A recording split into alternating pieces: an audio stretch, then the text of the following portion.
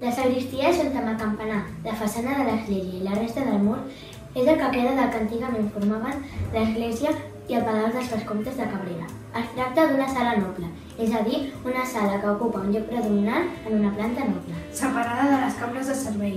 Es tracta d'una sala noble, rectangular, dividida en dos trams de volta de creueria, que és un tipus de volta característic de l'arquitectura gòtica.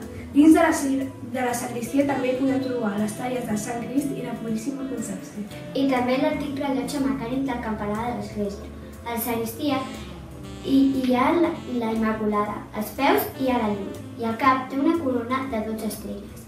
Hi trobem també Sant Nicolau, que té relació amb el Nadal, i una imatge de la Verge que rep el nom de Dolorosa.